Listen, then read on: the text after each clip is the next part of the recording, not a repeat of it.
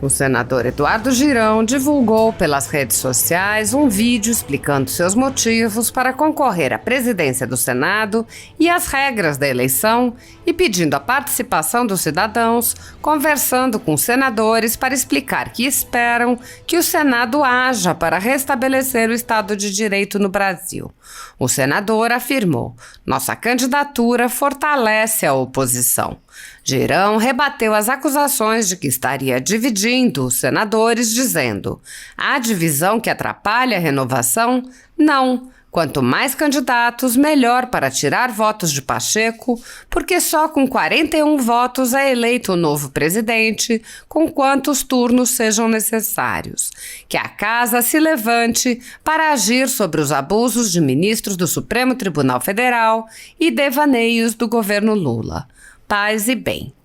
Anteriormente, o senador havia compartilhado uma charge em que o Pato Donald pergunta ao Zé Carioca como é viver no Brasil e Zé Carioca afirma: "Não posso reclamar." Quando Donald pergunta: "Então é bom?" Zé Carioca responde: "Não, é que eu não posso reclamar mesmo." Girão comentou: "É bem por aí. O Zé tem razão e precisamos restabelecer a democracia no Brasil." O senador explicou: "Nos períodos mais sombrios da ditadura militar que vigorou no Brasil entre 1964 e 1985, era muito comum as primeiras páginas de grandes jornais de circulação nacional virem mutiladas com desenhos abstratos no lugar de manchetes e notícias. Todo mundo sabia a razão. Era o controle governamental da censura feito com mão de ferro. Ninguém podia fazer críticas ao governo federal." Rui Barbosa, com toda a sua inteligência e elevação moral, já nos advertiu há mais de 100 anos que existe uma ditadura que é a pior de todas. É a ditadura do Poder Judiciário, pois contra ela não há a quem recorrer. Vivemos tempos muito difíceis, mas não podemos desanimar. É preciso perseverar no bem e na verdade e confiar na justiça divina. Só o Senado tem o poder constitucional de impedir o que alguns ministros da nossa Corte Suprema têm feito em relação a uma verdadeira caçada à liberdade de expressão de quem pensa diferente do sistema. Estão falando os críticos do STF e opositores do governo federal, uma a uma, de forma implacável e, obviamente, inconstitucional. A competência pela Carta Magna para barrar isso está nas mãos de apenas 81 pessoas que foram escolhidas por mais de 100 milhões de brasileiros para cumprirem com seu dever. E a volta da liberdade e democracia é um dos meus principais compromissos com a nação. Não é à toa que sou candidato a presidente do Senado. A decisão será dia 1º de fevereiro e você fará a diferença cobrando, de forma ordeira, pacífica e respeitosa, do seu representante na Casa Revisora da República, que ele vote abertamente. Esteja certo de uma coisa: PEC para ficar mandato e novo processo de escolhas de ministros para os tribunais superiores e avaliação de pedidos de impeachment de algum deles não ficarão na gaveta, como hoje dormitam aos montes e há anos. Que Deus, que está no controle de tudo, abençoe nossa jornada pelo triunfo da verdade e da justiça no Brasil. Paz e bem." Apesar de alguns senadores, como o senador Eduardo Girão e o senador Lazier Martins, agirem no limite de seus poderes para frear os atos autoritários de ministros das Cortes Superiores, a Casa Legislativa como um todo permanece cega, surda e muda, indiferente aos ataques à democracia, graças ao seu presidente Rodrigo Pacheco, que engaveta todos os pedidos de impeachment de ministros de Cortes Superiores que chegam às suas mãos. Os senadores há muito tempo têm conhecimento dos inquéritos secretos conduzidos pelo ministro Alexandre de Moraes, utilizando delegados da Polícia Federal escolhidos a dedo para promover uma imensa operação de fishing expedition contra seus adversários políticos. O desrespeito ao devido processo legal e a violação ao sistema sistema acusatório são marcas dos inquéritos políticos conduzidos pelo ministro e já foram denunciados pela ex-procuradora-geral da República, Raquel Dodge, que promoveu o arquivamento do inquérito das fake news, também conhecido como inquérito do fim do mundo, e também por inúmeros juristas, inclusive em livros como Inquérito do Fim do Mundo, Sereis como Deuses e, no mais recente, Suprema Desordem, Juristocracia e Estado de Exceção no Brasil. O ministro Alexandre de Moraes também já foi chamado de xerife pelo então colega Marco Aurélio Mello pelos excessos cometidos em seus inquéritos. Apesar das constantes denúncias, o Senado brasileiro segue inerte. Os senadores sabem sobre os jornais que foram estourados e tiveram todos os seus equipamentos apreendidos e sabem sobre os jornalistas perseguidos, presos e exilados. Os senadores não apenas foram informados sobre a invasão de residências de cidadãos e a apreensão de bens, mas também viram sem qualquer reação a quebra de sigilos de um de seus próprios membros, o senador Harold de Oliveira. Os senadores sabem que muitos meios de comunicação vêm sendo censurados há muito tempo. Os senadores souberam sobre a prisão do deputado Daniel Silveira em pleno exercício do mandato por palavras em um vídeo. Foram informados sobre o grave estado de saúde do jornalista Wellington Macedo quando estava em greve de fome após ser preso por mostrar uma manifestação. Também foram informados sobre o jornalista Oswaldo Eustáquio, que perdeu o movimento das pernas em um estranho acidente enquanto esteve preso por crime de opinião. Os senadores sabem que o jornalista Alan dos Santos se encontra exilado. Os senadores sabem que ativistas passaram 1 ano em prisão domiciliar, sem sequer denúncia, obrigados a permanecer em Brasília, mesmo morando em outros estados. Sabem sobre a prisão de Roberto Jefferson, presidente de um partido, e sua destituição do cargo a mando de Moraes. Os senadores sabem da censura a parlamentares. Os senadores sabem que jornais, sites e canais conservadores têm sua renda confiscada há mais de 1 ano e meio. Os senadores sabem sobre os campos de prisões em massa.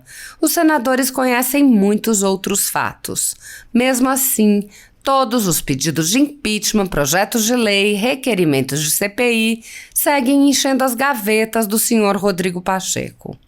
Há mais de 3 anos, o ministro Alexandre de Moraes conduz em segredo de justiça inquéritos políticos direcionados a seus adversários políticos. Em uma espécie de parceria com a velha imprensa e com a extrema esquerda, matérias, reportagens e relatórios são admitidos como provas sem questionamento, substituindo a ação do Ministério Público e substituindo os próprios fatos, e servem como base para medidas abusivas que incluem prisões políticas, buscas e apreensões, bloqueio de contas, censura de veículos de imprensa, censura de cidadãos e de parlamentares, bloqueio de redes sociais, entre muitas outras medidas cautelares inventadas pelo ministro sem qualquer chance de defesa ou acesso ao devido processo legal. O mesmo procedimento de aceitar depoimentos de testemunhas suspeitas e interessadas e tomar suas palavras como verdadeiras se repete em diversos inquéritos nas cortes superiores. A Folha Política já teve sua sede invadida e todos os seus equipamentos apreendidos a mando do ministro Alexandre de Moraes. Atualmente, toda a renda do jornal está sendo confiscada a mando do ministro Luiz Felipe Salomão, ex-corregedor do Tribunal Superior Eleitoral, com o aplauso dos ministros Luiz Roberto Barroso, Alexandre de Moraes e Edson Fachin. Há mais de 18 meses, todos os rendimentos de jornais, sites e canais conservadores são retidos sem qualquer base legal. Se você apoia o trabalho da Folha Política e pode ajudar a impedir o fechamento do jornal, doe qualquer valor através do Pix, utilizando o QR Code que está visível na tela ou o código ajude@folhapolitica.org. Caso não utilize Pix, há a opção de transferência bancária para a conta da empresa Raposo Fernandes, disponível na descrição deste vídeo e no comentário fixado no topo. Há 10 anos, a Folha Política vem fazendo a cobertura da política brasileira, quebrando a espiral do silêncio imposta pelo cartel midiático que quer calar vozes conservadoras. pix@ajude@folhapolitica.org. Assista. Você não vota para presidente do Senado Federal, você sabia disso? Você deve estar se perguntando por que eu estou falando contigo sobre uma eleição do presidente do Senado que você não vota. Quem vota são os senadores que já foram eleitos. Mas você precisa participar desse momento histórico e assistir como uma final de Copa do Mundo, porque o Brasil vai ser decidido ali, ele está na final dessa vez, que é a escolha do presidente do Senado por 2 anos. Só vai ser eleito o presidente do Senado quando este tiver 41 votos. Ou seja, se tiver que ter primeiro turno, segundo turno, terceiro turno, quarto turno, isso vai se acumulando. Mas você pode me ajudar muito a chegar à presidência do Senado. Sabe como? Participando de nossa campanha, compartilhando as nossas propostas e principalmente conversando com o senador do seu estado de forma respeitosa, ordeira, pacífica, mas colocando para ele a sua opinião. Então, meu objetivo é colaborar com a sua vida, é colaborar com o seu estado, é colaborar com o Brasil. Esse é meu compromisso e eu vou dar o meu melhor no limite das minhas forças para conseguir esse sonho.